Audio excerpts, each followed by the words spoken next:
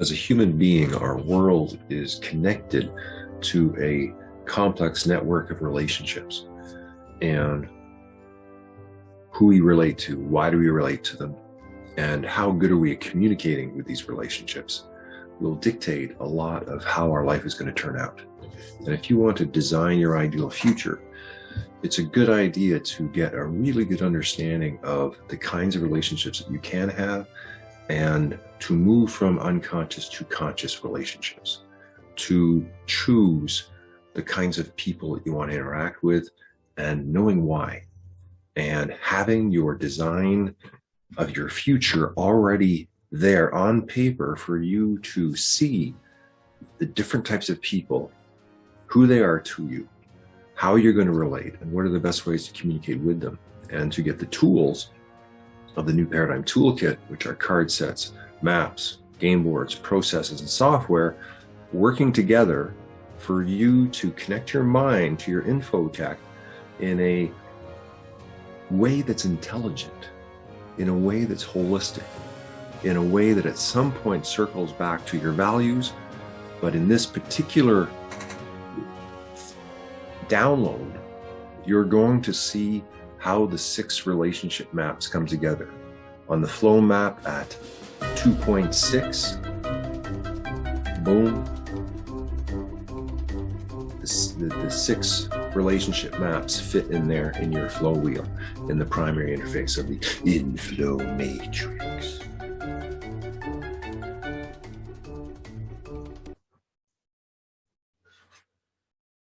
Anyway, I hope you enjoy this. It's the beginning of the longer videos going into the detail of the flow map, and this one is about 2.6 relationships, the 6 relationship maps. Again, we have a lot of information coming in, and how do we process it? And then how can conceptual maps help process it?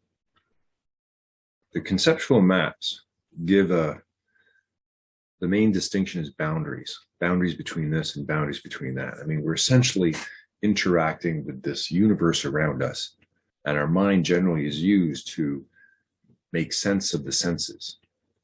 It's like there's a relationship between all this information coming in, and then there has to be some sort of processing center to deal with the information, and then what do you do with that information? And so we interpret the information, and we're basically perceiving this world through the senses, but our mind and how that is organized affects how we interpret the information that comes in, how we make sense of things. And so for me, because if you're looking at relationships with people, and if I see you as a team member, I'm going to communicate very differently than if I see you as an ally, which is very different from communicating with you if I see you as a customer. So in the operating system at 2.6 at relationships, it divides into 6 parts. It divides first into friends and foes, and it divides into, here, let me just show you. So this could be one of the most important maps of the whole operating system. And what we're looking here is who these people are going to be for you is going to be different. You're going to have different team members. You're going to have different allies. You're going to have different customers. You're going to have different competitors, different opponents, different enemies. And what this is doing is it's giving all of us a model, a reference point for our main distinctions of how we see and communicate with people. And so astute business people, they understand this. They understand who their clients are. They understand, who's on their business team, and they understand who are all the people on the outside that are helping, assisting, sharing in some way. And so, excuse me, the team members is obvious. The customers, in a sense, is obvious. The allies, not so obvious, because there's so many different ways that a business can interact with the world, and so many ways which businesses can help one another. And so these days, your network of allies is a massive part of your sort of operating system. And if we look at the negative side, let's say, of the competitors, opponents, and enemies, this is something that we don't think about quite so much. It depends upon one's field, and it depends upon everything. If that's a pretty big blanket statement. But what we have here, again, is a map. And it's a map that's a conceptual map. It's a mind map. Now, for you, if you have a business, you have to have these identified. You have to know what is you and what isn't you. And sometimes when we're independent contractors and we have a lot of friends, and then some of these friends we do business with and some of these friends we don't, there's this weirdness, between the friendship and the business. And so I'll show you another map that helps to deal with that. So here's another map. And again, you'll see there are 6 parts to it. And again, it's found at 2.6. And this distinction is looking at the relationships as fields. And these are the 6 meta fields. These are the 6 big ones. You're either in a family field, a friendship field, an intimate field, a business field, a service field, and a social field. And so what I was just talking about was the connection between the friendship and the business field. And so if you're an ally with someone, you can go into the friendship field, or you can go into the business field. You don't always have to be doing business. You don't always have to be doing friendship. But this is the beginning of inflow matrix, information flowing in a matrix, because it's when you start to put conceptual models together. Most people can handle one conceptual model, but as soon as you put them together and you put the map that was there beforehand, this map, and then you connect it to this map. So now you have 36 possibilities. You can have a team member who's part of your family, or a team member you have friendship with, team member that you're sharing some intimacy with, a team member that you're in the business field, team member that you're just helping out in some way, maybe has something to do with something that's totally different, and team member in the social world. And so each of these is distinctly different.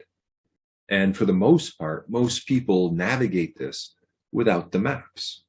It's just kind of, you got it in your head, you got it in your world, and you're just interacting.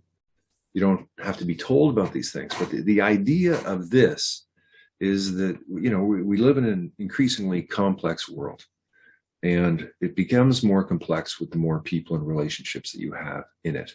And it becomes more complex when the rate of change around you, the amount of transformation in terms of infotech, in terms of the internet, in terms of just how businesses are operating. Like, we're in a period of great transformation. Like, a lot of businesses are going to die. A lot of new businesses are going to start. And so what the inflow matrix is it's a multi-dimensional business thinking system.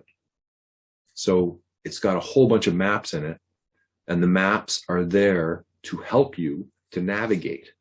And it helps you to navigate because they're structure maps.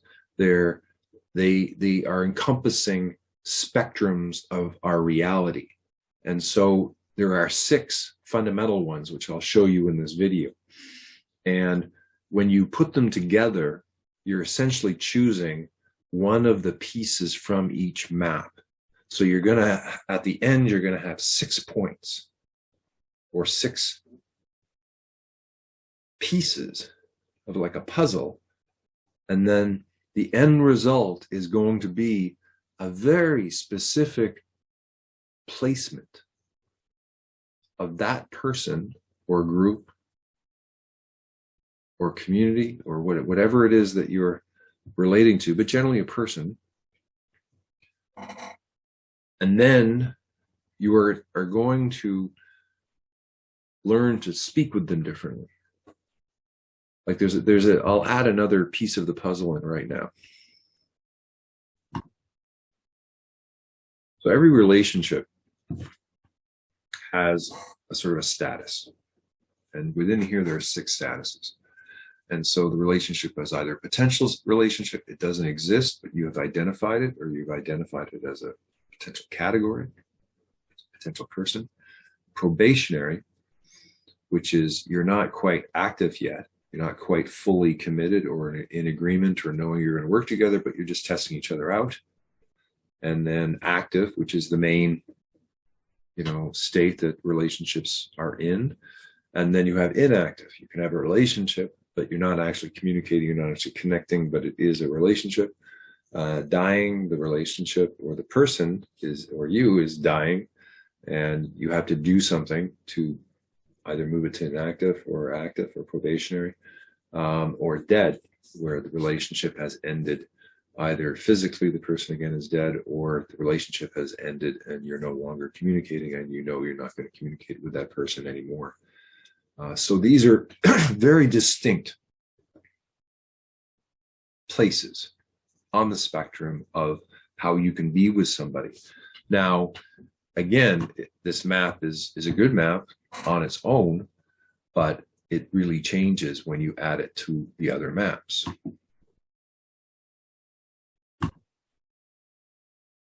So here we go. And we have this map. If we put it with the map I just showed you, you can have potential members, potential allies, potential customers, potential competitors, potential opponents, potential enemies. This is very distinct. This is very different from active members, active allies, active customers, active competitors, active opponents, and active enemies. So different parts of your business are going to relate to different parts of the world through these lenses or these boundaries. So if you're talking to a potential customer, it's very different from talking to like an active customer. In one, you almost have to prove something. You have to build trust. You have to go through a process to become an active customer. And so that's the essence of most businesses, right? How do you take the person you're serving, your customer, and how do you let them know about what you can do, and then you provide the service or sell the product, and that's it. I mean, that's just the simplest point in the whole system, because what we're doing is we've got maps that all fit together that are going to be the basis of your infotech systems. So this is a language construct that's coming before you go to the software and program how you're going to set it up in a database and what you're going to do. So the inflow matrix, again, is a language construct first, before going into the infotech. So what it's doing is it's giving a structure for the mind that makes logical sense, that can be applied to any situation, that is going to create a common language reference point for the groups and individuals that are using it. And what's going to happen is there's going to be an increasing collective intelligence as each person, as each human finds, learns a multidimensional business thinking system, which can be programmed for any context. Everyone in the system is going to be able to learn, create, communicate, and heal at a much higher level, and it's going to increase. And that's one of the sort of deeper interests around human evolution and human potential, that we're getting very close to the point where we're going to program our own DNA, but people are coming at it from like this technological point of view, when in reality it's the ethical point of view or the spiritual point of view, or the way, if we can language our connection into the universe so that it matches universal law rather than human design, then we're going to vibrate. Our frequency is going to change. Our access to spiritual mind, God mind, higher consciousness, there are higher levels of consciousness that have been mapped out, they've been accessed, they've been written about. There are people on the planet who are there now. You can get there with medicines, but it exists. It exists within us, and it exists between us. And those inner worlds are the worlds we are beginning to explore together. as we lose the sort of insane interpretations of the last few thousand years where, you know, people are branded as witches and people are basically anyone who's against or different from the normal norm of that time gets attacked, scapegoated, wiped out. And we're at a time now where we're just beginning to sort of respect each other's worldviews. We're just, you know, most humans, I mean, humans who have been brought up without war, educated through the internet in the last 20, 30 years, you know, it's a very different generation than 200 years ago, where, you know, countries were always at war with one another. And now we're at a point where, you know, things I hope are going to change. I mean, maybe it's the Kali Yuga, and maybe we got 200,000 more years of this and we're stuck here because it's the Dark Ages. Or maybe we can rise above that, or some of us can, and help everyone to show a different way of doing things. And so this map, in terms of this word, enemy, is a very important map, because wars are created by the idea that somebody is an enemy and that somebody is trying to kill you. Someone is, I mean, the thing about enemies is if you don't protect yourself, they're going to kill you. There's something harmful about an enemy. And these days, especially living in Canada, you know, I did not experience war in my country, you know, and I think, like, if you're living in Europe for the last 500 years, you know, there was wars going on all the time, sometimes for 100 years. And so you're always, even if you weren't in a war, you were protecting yourself from the next war or preparing for the next war. And if you didn't, you were probably going to get wiped out. So people became more warlike, because if you didn't, you're going to be taken out by those that were. And so, you know, we come from this history of warfare. And I'm bringing this up because I believe that it is our belief systems and how we operate from those belief systems that create war or peace.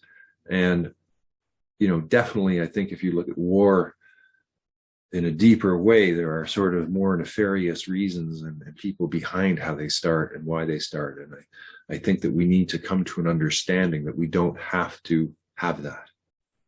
And part of that is taking control of our minds, taking control of our collective minds, and then looking at the idea of enemy. And personally, I don't see anyone out there as an enemy, but I mean, North Korea and Iran, you know, and all the countries, Iraq and Libya and Syria and all these countries that have been taken out, you know, were identified as being enemies. And afterwards, you find out that was a bunch of bullshit.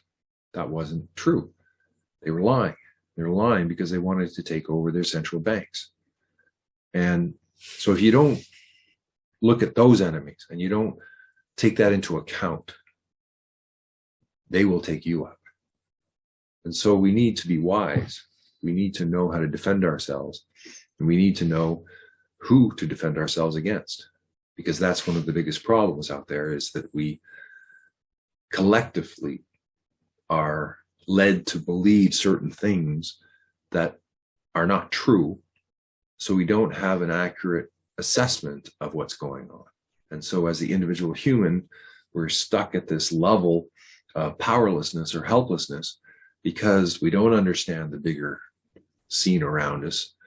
It's too big. It's too massive. We're too overwhelmed with our own lives. And so there's this stuckness when collectively, if we actually came together, you know, we could create a whole new world easily. But we need an operating system. We need a governance system. We need currency systems. Like, we need all of the things that are in place now, but organized in a way that's sort of like good for the people, organized in a way that's good for the planet, organized in a way that's good for the animals, organized in a way that's good for the children, organized in a way that it's good for all of the beings that are interacting on this world. And to me, if you are a spiritual person and you do have a faith or belief in higher power or all that is, or whatever is the word you use, that there's a an aim at peace. There's an aim at love. There's an aim at doing goodness. And I think most people want that. But there's a war going on. And that has to be acknowledged. There's a spiritual war that goes on, and we're in the middle of it. And we need to organize and defend ourselves. How are we going to do that? We need an operating system. That's what the inflow matrix operating system is. And so these maps are there for anybody who says, okay, I want to pitch in. I want to be a planetary guardian. You don't have to be a planetary guardian, but the idea is that 144,000 beings, superheroes, organize together, follow the prophecy, learn how to work together, and become strong and powerful. There's such an addiction to weakness. We've been born to be a slave, and the thinking that we have, is essentially so limited because of how we've been taught and how we think and how we perceive reality. We don't even know how brainwashed we are to believe certain things that aren't true. And we have to break free of this. And so that's more of a deeper sort of philosophy that's behind these maps. But this is, I think, the first video that I'm using to truly explain these 6 maps together. And they're very important in terms of how we are going to relate together. Now, let me find the next one. So here we go in terms of another map. Now, this one is probably going to be the most controversial map. And it's looking at the state of being of the individual. And so when we talked about the idea of a spiritual war, it's essentially between dark lords and spiritual masters. And the dark lords want power. They use deception. They have a plan. They target anything that they see could be good in a big way. And they basically have turned most humans into either mind-controlled zombies, or they're asleep. They're asleep to their spiritual truth. They're asleep to their true connection to the Creator and all that is. And you have to awaken to that. If you've had a true spiritual experience, doubt goes away. You might not be able to hold on to whatever it was, but when you start to access these higher states of being and you start to access God consciousness in whatever manner, there's a you go from, is it true? Reading in a book, but you're not having a direct experience. As soon as you have a direct experience, it's like, okay, I get it. I'm in. What do I got to do? How do I, what? But then it fades. You can't sort of, if you're at that level, like the Jesus level or Buddha level all the time, then you're a serious, badass, spiritual motherfucker. And there are those people on the planet, and they are amazing. Just to be in their presence, you're going to feel love. You're going to feel empowered. You're going to feel things, experience things that are due to their field, due to the energy that they are connected to. Because as you connect, you have a greater impact through your presence and through the divine presence coming through you.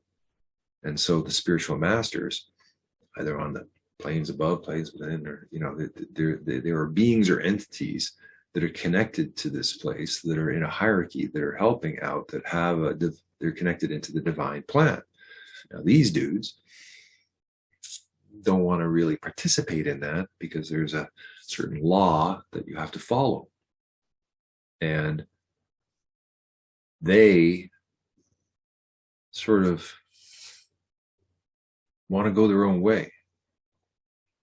Now, if they're harming others intentionally, that's different from go your own way and do your own thing. I mean, the main rule is don't harm people intentionally. Don't harm things intentionally. And I think most people would agree to that. You know, it doesn't work out that well for anybody. Um, so here, you know, most spiritual masters are pointing to the fact that most humans are asleep.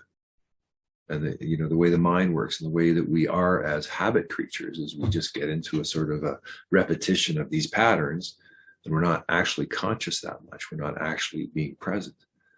And so to get out of there, you have to have an experience. And when you have that experience, again, it's like, okay, yeah, I'm in. Let's get it going. And then you come back to the world and you're like, what? How you, what? And everyone thinks you're crazy. Because the way the world is right now with the media, they just make fun of anything spiritual, and they make fun of anything that's true and sacred, and they killed it because they don't want it around. And yet there's such a deep, deep desire in most human beings to connect to something deep with more meaning, and to have a knowing that there actually is higher intelligence that has, you know, there's a divine plan. There's something there. But if you don't believe if you go, it's not there, you're not going to be looking for it. You're not going to participate in it. But it's sort of like the more aware you become of it and the more you surrender to it and thy will and divine will get aligned, then there's like some major stuff that goes on. But then you got to sort of deal with the rest of the world in a different way. You have to hide and you have to put up with stuff because this world's like insane. And what is supposed to be right is not. And the way governance is supposed to be is like there's different layers of deception and corruption that sort of go deeper and deeper once you really understand it. And the key to it is the languaging. It's the structure of law, the structure of legal systems, and the structure of how that impacts the mind and how it impacts the agreements we're connected to, how it impacts everything. So again, it's kind of like we need to take control of our mind. We need to take control of how we organize our information and come up with something that actually gives us power, gives us collective power, taps into how humans can learn together, helps us learn together, because there's so much division, there's so much conflict that we have to learn how to communicate in a way that respects the different spiritual worldviews and traditions. And I think the main way to do that is through this map. This is like the main first map, and it's the 5 communication spaces map. And the sacred space, and I think if that ladder going to the light is a little bit hokey, forgive me, I'm not the best graphic designer, but I like to play. And so the 5 spaces, personal space, your one-on-one space, your group space, and your community space, they relate to the maps I'm showing you. This is the main reference point. So in the sacred space, that's just an acknowledgement of the sacred everywhere, all the time. So no matter what you're doing, this map is happening. You have your own personal space. It's your own world that you're in. You can be connecting to with a person or a friend that's near you. You might be part of a family, part of an organization, part of a team at the same time, and you're living in a community. You're living in a place around other people in some manner. And the sacred is there. And it depends upon how much you acknowledge it, how much you bring it into the field. Because in, let's say, a certain business situation where it isn't, let's say, appropriate, it just, you know, it's in your own little world. But if you're at home, it's just, I think a big thing about spirituality is how you acknowledge the sacred. And that's how we bring meaning into our life. That is how we value certain things. Do we value our time? Do we value, you know, our connection to spirit? And then how do you do that? And so this map is like saying, doesn't matter if you're a Muslim or you're Jewish, you're a Christian, or whatever you are, we're all connecting in there together. And so it's hopefully a way to bridge the gaps between the different worldviews and to show the maps that are sort of like would fit in any worldview. Like these things exist in every worldview. So we're looking for a unitive structure that connects the pieces and parts that make sense to people that we can all use together to reference, again, how we're going to organize our ways of interacting together. So I'll throw in another map here. And this map probably has maybe the most significance in some ways, because all of these words which I'm using in some ways very dry and doesn't really connect into our emotional side, doesn't connect into how we feel about people. And I think deep down, this is where most people are at, is this is the important map. It's like you want to be around people you adore. I mean, I don't know how many people you have in your life that you adore, but that's such a high, beautiful feeling. I mean, to actually adore someone, I mean, you're sending the best vibes. You're treating them the best way that you can. And they probably are accepting it. It's like if you're with your wife or your husband or any of your family and you adore them, it's a beautiful state, but it might be a little too much sometimes for people. You know, I don't know. Canadians, I think, tone it down and keep it kind of straight, and not so sure about the adore thing in Canada. I haven't seen a lot of it, if I'm honest, and maybe that's just because I haven't received it. But I mean, in most social situations, you don't see people like adoring people. But I mean, there are people, I think, do I adore? I mean, it's a big thing to adore someone, right? I mean, it's big.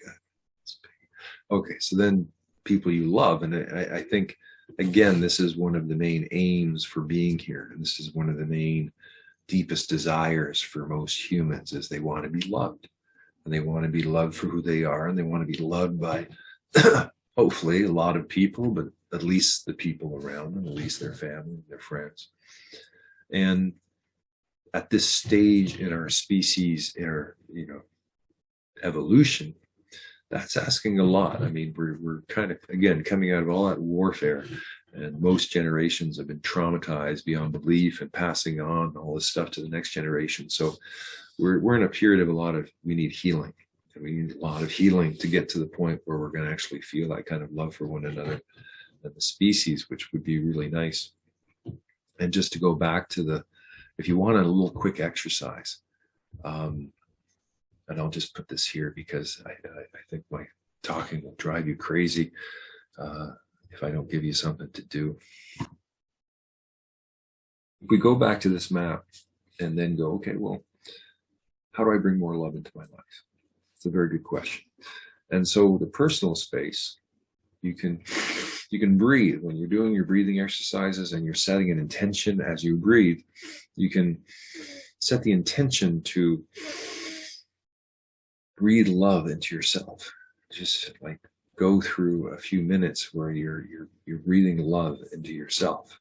It's be a little strange. You've never done this before, but believe me, if you do it every day, it's going to start to build this joyous feeling within you. Then your one-on-one space, you can sort of do a general thing of breathing love to all the people that you come in contact with in a one-on-one space. Or you can actually start to breathe each person in your life that you go, okay, I feel love for my daughter. I feel love for my mother. I feel love, like you can do, or you can do it for the whole family. You can bring those feels and go, I feel love for my entire family. I feel love to all my allies. I feel love to my enemies, whatever you want to do. And so then you can move to the group space. Send it to the Raging Grannies, and send it to the Danji clan. Send it to all the people that I've ever known. Bring love into the group space. And then at the community space, sending love to all Vancouver. Sending love to all the truckers. Sending love to all the spiritual masters. Sending love to all the species. Sending love to all the animals. Sending love to all the children. Finally, in the sacred space, Sending love to all it is. Sending love to the divine goddess. Sending love to Jesus. Sending love to Buddha. Sending love to all the spiritual masters. Now you can send love and you can also receive love. I mean, it depends on how you want to do this. And then you can go back and you start again. And so you're sort of filling the spaces with love. And I think if you did that 15 minutes a day, that within a year, your life would be completely different. We have to learn that we can program our field through our intentions. And that this programming, it works. But you have to believe, you have to know that you are the creator. You are the creator of your reality, and you get to program it in the manner that you wish. And this is going to override all of your old trauma, all of your old wounds that are healed or unhealed. It's just going to override it. At some point, that stuff is going to like melt away. And so you have to hold the course. You have to repeat the pattern. You have to know who you are. That's enough for that. So getting back to this map where then you have people you like, which to me could be I think a general barometer if you want, like see everyone as your friend. And I know for myself that these maps can sort of, it takes a while. It takes a while. And you don't always know how to use them, and you're not always going to, there's a lot of chaos. And to think that we can structure it, I'm not so sure. But it gives us, again, a reference point for going, who do I want to play with? And so, neutral is also a good sort of place to be at the beginning with somebody, or just bring it back to neutral. Like if you find you're going into a negativity, learn to bring it back. Learn how not to hold negative thoughts to somebody. Learn how to keep things neutral or move them into the positive. I think your life and everyone's life around you will be that much better as you learn to do this. And so dislike, it's nothing sort of worse than disliking. I mean, that in itself can be a spectrum that can, I guess, move to hate or whatever it is. But I mean, disliking is sort of bad enough in a sense that as soon as you start to dislike someone or they dislike you, things are not in a good space, and you either have to, I think, heal it or clear it or deal with it. But I think that a lot of people are in situations where they're around a lot of people they dislike or dislike them.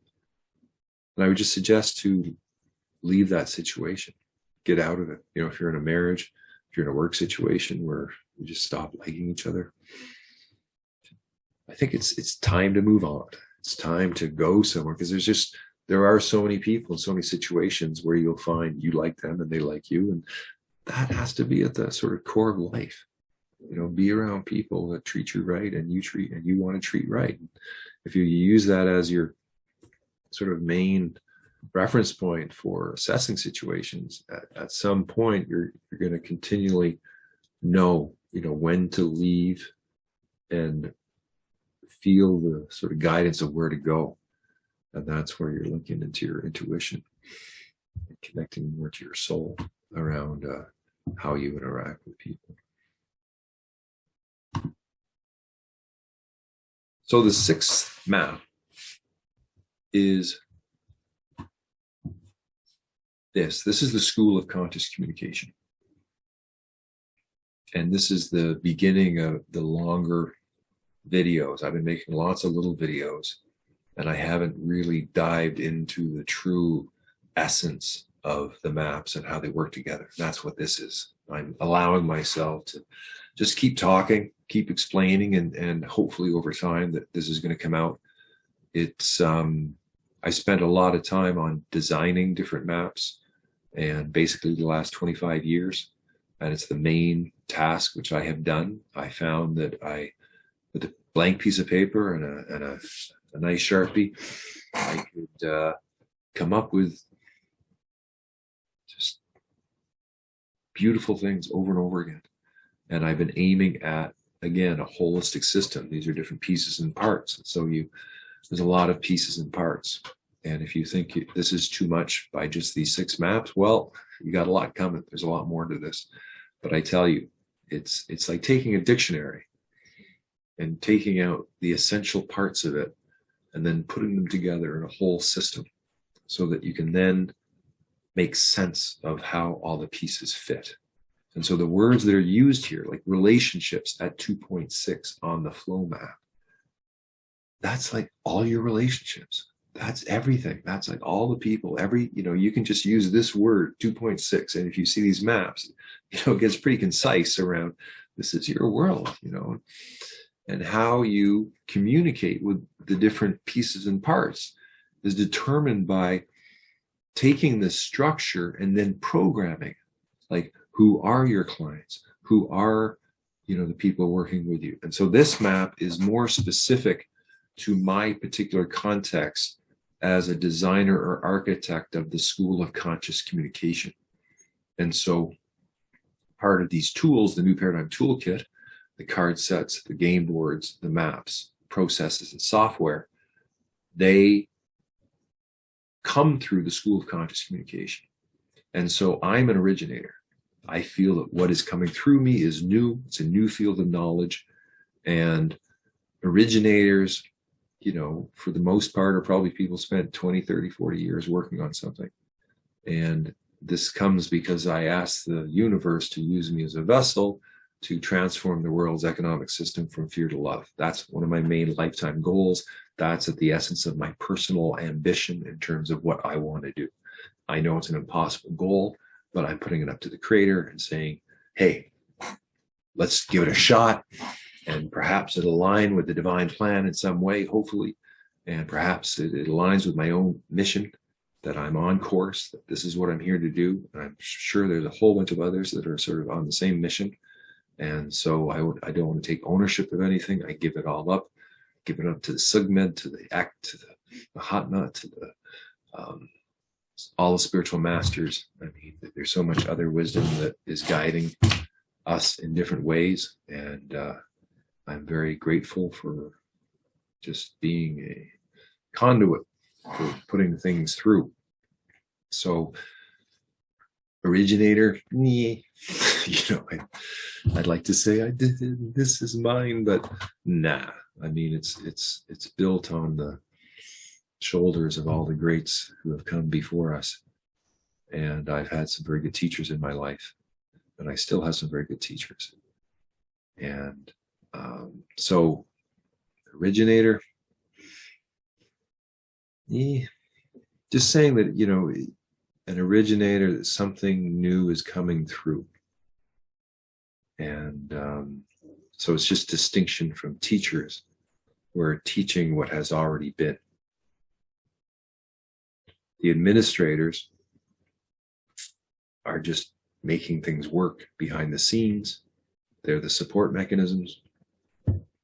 The facilitators are sort of like, the facilitators and the students are the two main focuses for the learning. Facilitators, like a sort of like a level above from students, they are now becoming their own force. They are now an active part of being able to take groups through a process using the tools of the New Paradigm Toolkit, using the inflow matrix operating system, and using whatever else is necessary. But the School of Conscious Communication, two of the main functions is to teach the inflow matrix and be an example of an organization using it, and to teach, train, and sell the New Paradigm Toolkit into the world. And so this particular map is very focused on that. So if you were another organization, if you were another school, if you were another business, you have your own types of internal member, an external member, external client, hierarchy, languaging system. So just so you know that.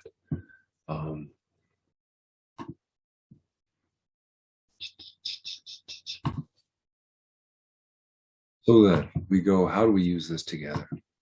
Oh, it's going to get complicated. So let's say we pick one from here and we go potential.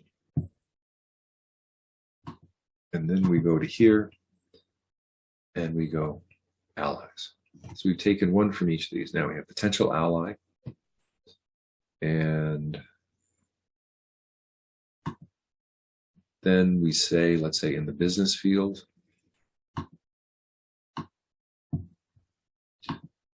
and let's say they're a teacher.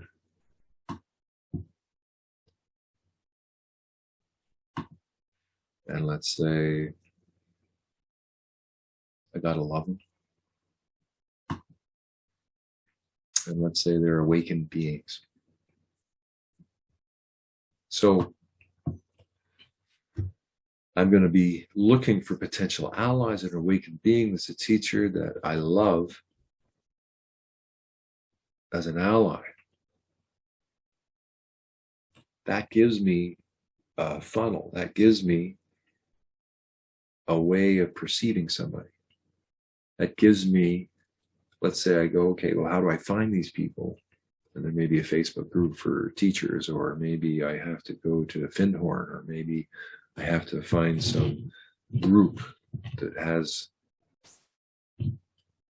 enough of a focus. So these maps can be used by you, and you can use a pendulum if you like. I like pendulums.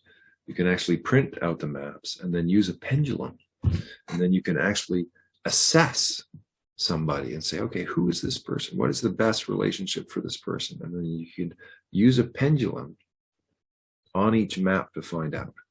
And that's one of the sort of the hidden mysteries of this idea that the maps, once you learn how to use a pendulum, you can do amazing things with these maps. So this is a level 1 introduction to these 6 maps. And if you, here I have the game of planets, because I have a strong allyship with Nova in relationships with that. And if you would like to get these maps and then have your own website on them, so you can use them to give out to people in some manner, or use it within your teaching, within your curriculum, then chat with me and we can have a business negotiation field chat and see how we can do that.